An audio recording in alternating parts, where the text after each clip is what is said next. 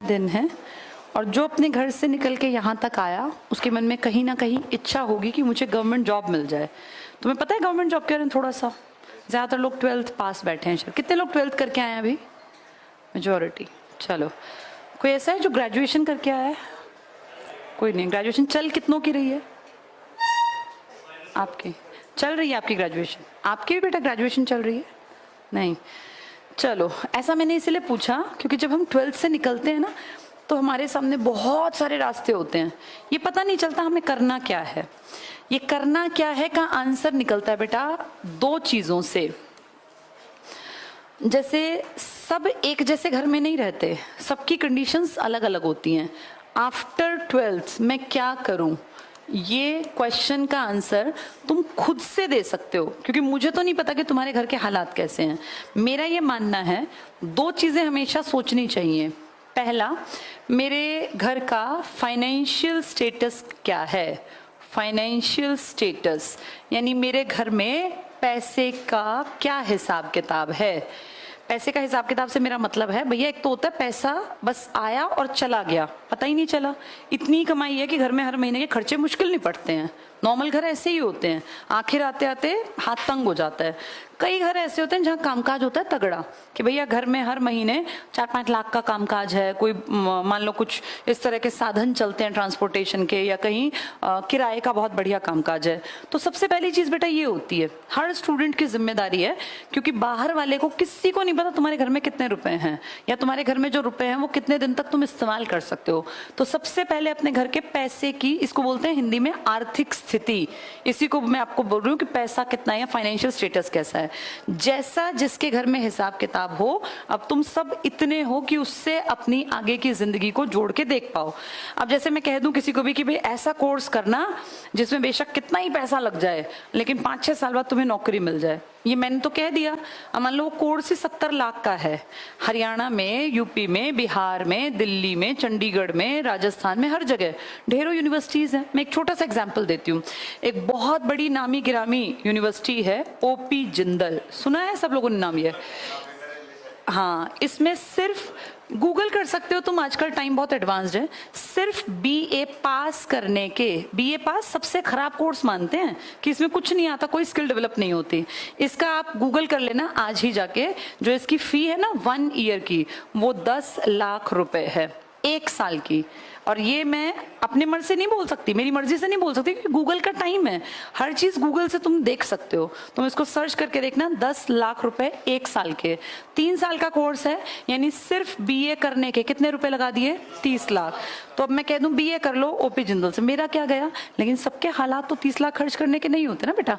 तो पहली प्रायोरिटी है ये देखना कि भाई मेरे घर का फाइनेंशियल स्टेटस कैसा है। बहुत बच्चे पढ़ रहे हैं यहाँ, हजारों बच्चे, उन हजारों के घर में महीने में इतने रुपए देने में फर्क ही नहीं पड़ता। वो अपने बेटा बेटी पे महीने के लाख रुपए सोच के बैठे कि हमें खर्च करने हैं, 1 साल में 12 लाख रुपए इसको देने ही देने हैं हमें। और इसमें खाना पीना और वो सब ऐड नहीं है, वो सब आपको एक्स्ट्रा करना है। तो आप सोचो कि अगर इस हिसाब से देखें, जो पढ़ने ऐसी जगह जाता है उसके खर्चे भी मोटे होते हैं। फिर वो नॉर्मल 1000 रुपए की टी शर्ट नहीं पहनेगा, उसको टी शर्ट ही 5-7 हजार की चाहिए, क्योंकि वैसा ही स्टेटस मेंटेन करना पड़ता है। तो आप ये मान के चलो कि ये पहली चीज है।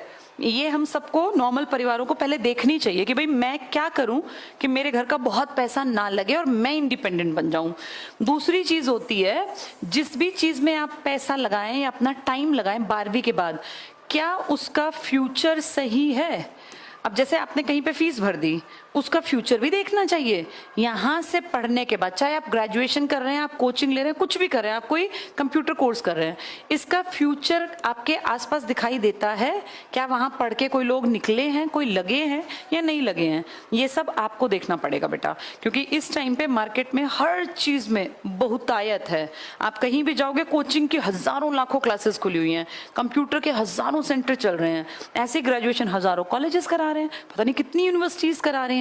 तो ये दो चीजें हर आदमी को अपने लिए खुद देखनी पड़ती हैं कि मैं जो कोर्स करूं, मेरा फाइनेंशियल स्टेटस उस कोर्स को करने के लिए ऐसा ना हो मकान दुकान प्लॉट सब बेच के बस तुम कोर्स करके बैठ गए और नहीं मिला कुछ, फिर कहां जाओगे? तो अपने घर के हालात देख के कोर्स करना चाहिए। और दूसरा, जहां से तुम पढ़ रहे हो, क्या वहां से फ्यूचर है तुम्हारा? कि ऐसा ना हो वहां से लाखों लोग करके गए, हुआ कुछ भी नहीं है। अपना फ्यूचर भी अपने हाथ में देखना कि भैया हाँ हम क्या कर रहे हैं क्या नहीं। दो चीजें हर स्टूडेंट को समझनी चाहिए। सबसे पहली चीज होती है बेटा मेहनत। मेहनत से कामयाबी मिलती है, ये कहावत नहीं है, ये रियलिटी है। हर गरीब बच्चे को एक मौका मिलता है अपनी जिंदगी बदलने का, लेकिन उसके लिए मेहनत करनी पड़ती है। मेहनत और दूसरा सही दिशा में की गई मेहनत। मेहनत गलत दिशा में करोगे तो होना कुछ नहीं है। अब मान लो कि एग्जाम्पल लेते हैं, यहाँ एक कोई जगह है ए, इससे इस तरफ जाते हैं तो दिल्ली पहुंच जाते हैं, और इस तरफ जाते हैं तो इससे पंजाब पहुंच जाते हैं। इमेजिन करें कोई इस तरफ चलना स्टार्ट हुआ तो कहाँ जाएगा वो? पंजाब। उसको जाना दिल्ली है, इधर चलता जा रहा है, चलता जा रहा है, चलता जा रहा है, चलता जा रहा है, कह रहा है मैं तो मेहनत कर तो रहा हूँ, मैं तो कितनी मेहनत कर रहा हूँ, रोज चलता हूँ मैं, एक दिन में पहुंच ही जाऊंगा। क्या वो पहुंच जाएगा इस डायरेक्शन में? मेहनत कर रहा है पर क्या गलत पकड़ ली? हाँ, तो ये दोनों बातें आपको 12th के बाद समझनी है।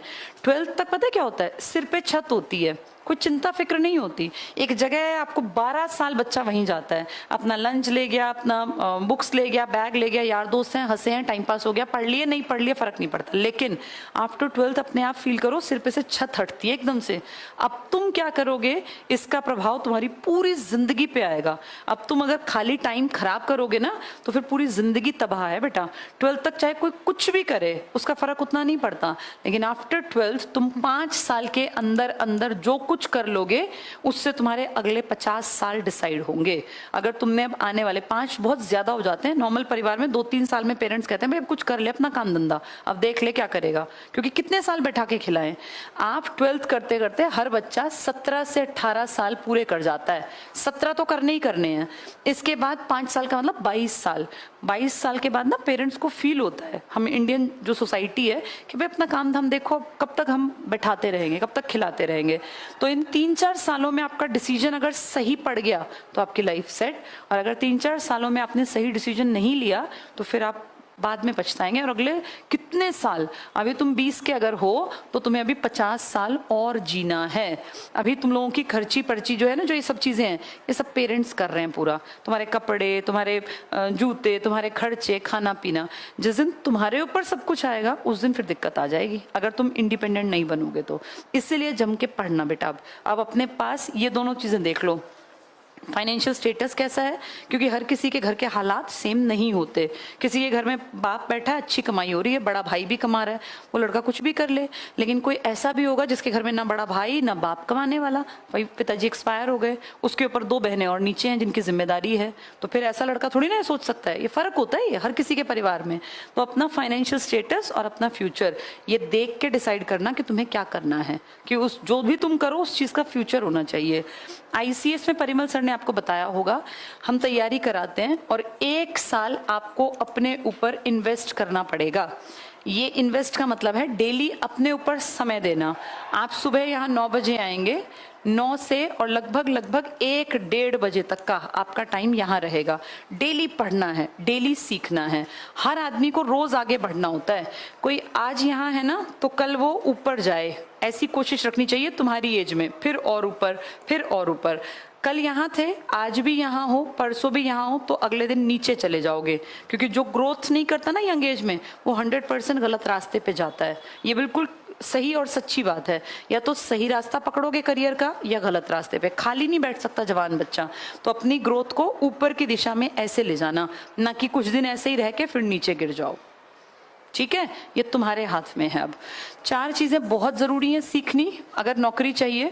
मैथ्स कंपलसरी है, चाहे तुमने 10वीं तक पढ़ाओ, अब फिर पढ़ना पड़ेगा। ये मैथ्स थोड़ा अलग होता है, ट्रिकी होता है। मैथ्स के साथ एक सब्जेक्ट रीजनिंग, इसको मेंटल एबिलिटी कहते हैं।